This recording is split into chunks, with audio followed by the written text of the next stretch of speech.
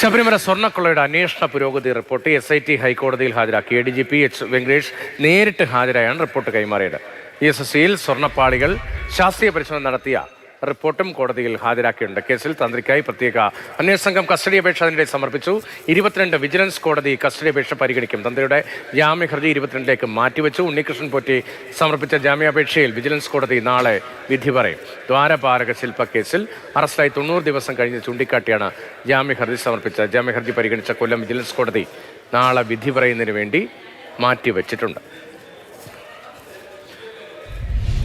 R. Ananthakrishnan നമുക്കൊപ്പം ചേരുന്നുണ്ട്. അനന്തൻ, ശബരിമല സ്വർണ്ണക്കൊള്ള അത് ദീർഘകാലമായി ചർച്ച ചെയ്യപ്പെടുന്നു. മാതൃഭൂമി ന്യൂസ് അതിൻ്റെ വളരെ പ്രധാനപ്പെട്ട ഘട്ടങ്ങളിലെല്ലാം എന്താണ് സംഭവിച്ചത് എന്നത് പുറം ലോകത്തെ അറിയിക്കുകയും ചെയ്തതാണ്, പ്രേക്ഷകരെ അറിയിച്ചതുമാണ്.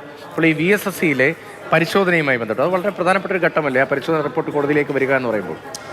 ശബരിമല സ്വർണ്ണക്കൊള്ളയെ സംബന്ധിച്ച് ഏറ്റവും പ്രധാനപ്പെട്ട ഒരു ദിവസമാണിത്. ഇന്ന് ഈ രണ്ടാമത്തെ അന്വേഷണ കാലപരിധി നീട്ടിയ ശേഷം ഹൈക്കോടതി ആദ്യം സമർപ്പിക്കുന്ന ഇൻ്ററിം ഇൻവെസ്റ്റിഗേഷൻ റിപ്പോർട്ടാണ്. ഇതിന് ശേഷം ഇന്നിപ്പോൾ ഹൈക്കോടതിയിൽ നിന്ന് നമ്മൾ പ്രതീക്ഷിക്കുന്നത് ഒരു ഇൻ്ററിം ഓർഡറും കൂടി ഉണ്ടാകും എന്നുള്ളതാണ്. ഒരു ഉത്തരവും കൂടി ഹൈക്കോടതിയുടെ ഭാഗത്ത് നിന്ന് ഇന്നുണ്ടാകുമെന്നാണ്. ഈ അന്വേഷണം ഇനി ഏത് വഴിക്ക് പോകണമെന്നുള്ളത്.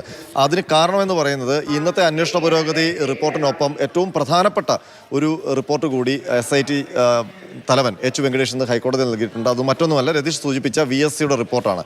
ആ റിപ്പോർട്ടിൽ എന്താണ് എന്നുള്ളതാണ് നമ്മളുടെ എല്ലാം വലിയ ആകാംക്ഷ. കാരണം ശബരിമല സ്വർണ്ണക്കൊള്ള എന്ന് പറയുമ്പോൾ ദ്വാരപാലക പാളികളും കട്ടളപ്പാളികളും വാതിലും ഇതിനെല്ലാം ഇവരെടുത്തുകൊണ്ടുപോയി എന്താണ് സംഭവിച്ചതെന്ന് ഇതുവരെ SIT പുറത്ത് പറഞ്ഞിട്ടില്ല.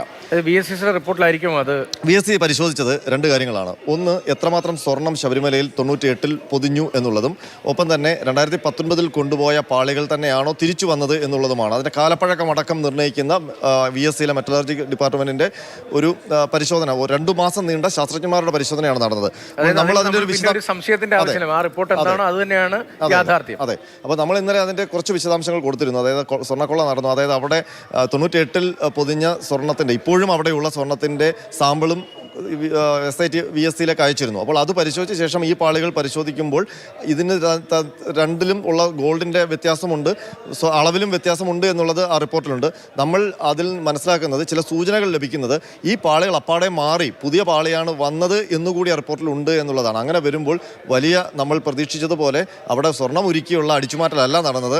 അവിടെ ഈ ശബരിമലയിലെ അയ്യപ്പ ചൈതന്യം കൂടി ഉൾക്കൊള്ളുന്നു എന്ന് അയ്യപ്പ ഭക്തർ വിശ്വസിക്കുന്ന ആ പാളികൾ പൂർണ്ണമായും പുറത്തു കൊണ്ടുപോയി വിറ്റ ശേഷം അവിടെ അതിൻ്റെ ഡ്യൂപ്ലിക്കേറ്റ് എടുത്ത ശേഷമുള്ള പാളികളാണ് വന്നത് എന്ന് സ്ഥിരീകരിക്കാൻ പറ്റുന്ന ചില കണ്ടെത്തലുകൾ കൂടി അതിലുണ്ട് എന്നുള്ള സൂചനകൾ ലഭിക്കുന്നുണ്ട്. അപ്പോൾ അത് സംബന്ധിച്ച് ആ റിപ്പോർട്ടിൽ എന്താണ് എന്നുള്ളത് ഇന്ന് ഹൈക്കോടതി പുറപ്പെടുവിക്കുന്ന ഇൻ്ററിം റിപ്പോർട്ടിൽ ഉണ്ടാവുമെന്നാണ് നമ്മൾ പ്രതീക്ഷിക്കുന്നത്. ഏതായാലും ഹൈക്കോടതിയിൽ ഇന്ന് ആ ഉത്തരവിന്, ആ VSC റിപ്പോർട്ടിനകത്തെ പരാമർശങ്ങൾ അത് പുറത്തു വരും. ഈ സമയബന്ധിതമായി അന്വേഷണം പൂർത്തീകരിക്കണമെന്നൊരു നിർദ്ദേശമല്ല ആദ്യം തന്നെ ഹൈക്കോടതി വെച്ചത്. അപ്പോൾ സ്വാഭാവികമായി 90 ദിവസം അല്ലേ കുറ്റപത്രം സമർപ്പിക്കാൻ 90 ദിവസം സമർപ്പിച്ചില്ലെങ്കിൽ പ്രതിക്ക് സ്വാഭാവികമായി ജാമ്യം, അങ്ങനെ ജാമ്യം കിട്ടി. ഈ കേസിൽ 90 ദിവസമല്ല, ഇതിനകത്ത് ചുമത്തിയിരിക്കുന്ന വകുപ്പുകൾ പ്രകാരം 60 ദിവസത്തിനകം ചാർജ് ഷീറ്റ് നൽകിയില്ലെങ്കിൽ സ്വാഭാവിക ജാമ്യത്തിനെല്ലാം ഈ പ്രതികൾക്ക് അർഹത. 60 ദിവസമൊക്കെ കഴിഞ്ഞു, പോറ്റിയൊക്കെ 60 ദിവസത്തിൽ മേലായി. അപ്പോൾ നമ്മൾ മനസ്സിലാക്കുന്നത് ഈ കഴിഞ്ഞ ഏറ്റവും ഒടുവിൽ വന്ന ഹൈക്കോടതിയുടെ ഉത്തരവ് തന്നെ വായിച്ചാൽ അതിനകത്ത് ചില സൂചനകളുണ്ട്. ഹൈക്കോടതി തന്നെ പറഞ്ഞു വെക്കുന്നുണ്ട്, സുപ്രീം കോടതിയുടെ മുൻകാല ചില ഉത്തരവുകളൊക്കെ ചൂണ്ടിക്കാട്ടി ഇത് പ്രത്യേകതരം അന്വേഷണമാണ്, ഇത് ഹൈക്കോടതിയാണ് ഇൻവെസ്റ്റിഗേഷൻ നടത്തുന്നത്, ഞങ്ങൾ ഹാൻഡ് പിക്ക് ചെയ്ത ഉദ്യോഗസ്ഥരെ വെച്ചിട്ട് ഞങ്ങളാണ് അന്വേഷണം നടത്തുന്നത്, ഹൈക്കോടതി എന്തിനാണ് ഇത് ഡയറക്റ്റ് മോണിറ്റർ ചെയ്യുന്നതിൻ്റെ ഉത്തരവും ആ ഓർഡറിലുണ്ട്. അത് ശബരിമല ആയതുകൊണ്ടാണ്, അതിൻ്റെ പ്രത്യേകത അത് തന്നെയാണ്. അപ്പോൾ അതിനകത്ത് പരിശോധനകൾ നടത്തുമ്പോൾ ചില കാര്യങ്ങളിൽ ഞങ്ങൾ സ്ട്രിക്റ്റ് ആയിട്ട് പോകുന്നുണ്ട്. ഇങ്ങനത്തെ അന്വേഷണം സുപ്രീം കോടതി നേരത്തെ തന്നെ സാധൂകരിച്ചിട്ടുണ്ട് എന്നുള്ള വിധിയും അതിനകത്തുണ്ട്. അപ്പോൾ നിലവിലുള്ള ഒരു സാധാരണ പോലീസ് ഇൻവെസ്റ്റിഗേഷൻ്റെ ഒരു ആനുകൂല്യം ഇതിനകത്ത് ലഭിക്കില്ല എന്നുള്ളത് ഉറപ്പാണ്. മാത്രമല്ല ഇതിനകത്ത് ശങ്കരദാസിൻ്റെ ഒരു അപേക്ഷയാണ് ആദ്യമായി സുപ്രീം കോടതിയിൽ എത്തുന്നത്. അത് സുപ്രീം കോടതി അതിനെ പൂർണ്ണമായി നിരാകരിക്കുകയായിരുന്നു, അതിനെ തള്ളിക്കളയുകയായിരുന്നു. അതോടുകൂടി മറ്റു കോടതികളിൽ നിന്നും സാധാരണ കേസിന്റെ സ്വഭാവമേ അല്ല, സാധാരണ സ്വഭാവമല്ല, ഹൈക്കോടതി നേരിട്ട് മേൽനോട്ടം വഹിക്കുന്ന കേസാണ്. അപ്പോൾ അത്തരം ആനുകൂല്യങ്ങൾ ഈ പ്രതികൾക്ക് വേഗത്തിൽ ജാമ്യം കിട്ടൽ എളുപ്പമേ, വേഗത്തിലല്ല. ഇനിയിപ്പോൾ എനിക്ക് തോന്നുന്നു ഇനി അടുത്ത ഘട്ടത്തിൽ ഇന്നത്തെ ഉത്തരവ് കഴിയുമ്പോൾ, ഇന്ന് ഹൈക്കോടതിയിൽ ഉത്തരവ് വരുമ്പോൾ നമുക്കറിയാം അതിനകത്ത് ചാർജ് ഷീറ്റ് കൊടുക്കാനാണോ പോകുന്നത്, അതല്ല ഫർദർ ഇൻവെസ്റ്റിഗേഷൻ ഉണ്ടോ എന്നുള്ള കാര്യം. എന്താണെന്ന് വെച്ചാൽ ഈ പാളികൾ അപ്പാടെ കൊണ്ടുപോയി വിറ്റു, പകരം ഡ്യൂപ്ലിക്കേറ്റ് പാളിയാണ് വന്നത് എന്നാണ് ഈ VSCയുടെ കണ്ടെത്തലെങ്കിൽ ഒറിജിനൽ പാളി എവിടെ പോയി എന്നുള്ള ചോദ്യം അവശേഷിക്കുകയാണല്ലോ. അപ്പോൾ അത് ഇതുവരെ തൊണ്ടി സാധനം കണ്ടെത്താൻ കഴിഞ്ഞിട്ടില്ല. അപ്പോൾ അത് എവിടെയെന്ന് കണ്ടെത്താനുള്ളൊരു നിർദ്ദേശം ഹൈക്കോടതി നൽകുകയാണോ, അതല്ല അതിനുവേണ്ടി മറ്റേതെങ്കിലും കേന്ദ്ര ഏജൻസികളെ പോലുള്ള ഏജൻസികളെ ഏൽപ്പിക്കാനാണോ ഹൈക്കോടതി തീരുമാനിക്കുന്നത്? ഏതായാലും ഇന്നത്തെ ഹൈക്കോടതി ഉത്തരവ് ശബരിമല സ്വർണ്ണക്കൊള്ളയെ സംബന്ധിച്ച് ഏറ്റവും നിർണായകമാണ്. മാത്രമല്ല നമ്മളെല്ലാം ആകാംക്ഷയോടെ കാത്തിരിക്കുന്നത് ആ പാളികൾക്ക് എന്ത് സംഭവിച്ചു, അല്ലെങ്കിൽ ആ പാളികൾ തന്നെയാണോ ശബരിമലയിൽ ഉള്ളത്? അല്ല, അത് എപ്പോഴും അറിയാൻ കഴിയും. കാരണം ഇപ്പോൾ രഹസ്യാത്മകമായ അന്വേഷണമാണ്, രഹസ്യ സ്വഭാവത്തിലാണ് റിപ്പോർട്ടുകളെല്ലാം സമർപ്പിക്കുന്നത്. അപ്പോൾ കോടതിയുടെ ഇടക്കാല ഉത്തരവുകളും മറ്റും വരുമ്പോൾ, അല്ലെങ്കിൽ ഒരാൾക്ക് ജാമ്യം അനുവദിക്കുന്ന ഉത്തരവ് വരുമ്പോഴായിരിക്കുമല്ലോ ഇതുവരെയുള്ള ഒരു... അല്ല, ഇന്നിപ്പോൾ ഹൈക്കോടതിയിൽ നിന്നൊരു ഉത്തരവ്, ഈ SIT സമർപ്പിച്ച റിപ്പോർട്ടുമായി ബന്ധപ്പെട്ടൊരു ഉത്തരവ് വരും.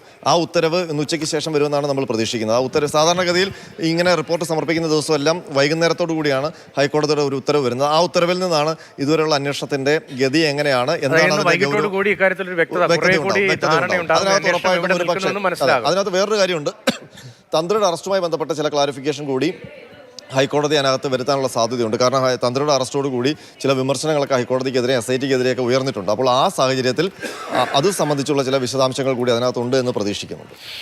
ശരി, ഏതായാലും ശബരിമലയിലെ സ്വർണ്ണക്കൊള്ള കേസുമായി ബന്ധപ്പെട്ട് വളരെ പ്രധാനപ്പെട്ട അന്വേഷണ പുരോഗതി ഘട്ടത്തിൽ വളരെ പ്രധാനപ്പെട്ട ഒരു ദിവസമാണ്. കോടതിയുടെ മുന്നിലേക്ക് ഇപ്പോൾ ഫോറൻസിക് പരിശോധന റിപ്പോർട്ട് ഉൾപ്പെടെ വരുന്നു. അതിനൊപ്പം തന്നെ എന്താണ് ഇതുവരെ ഈ അന്വേഷണത്തിന്റെ ഭാഗമായി സംഭവിച്ചത് എന്ന കാര്യത്തിൽ ഒരുപക്ഷെ ഇന്ന് തന്നെ വ്യക്തത ഉണ്ടായേക്കുമെന്നാണ് R. അനന്തകൃഷ്ണൻ നൽകുന്ന വിവരം.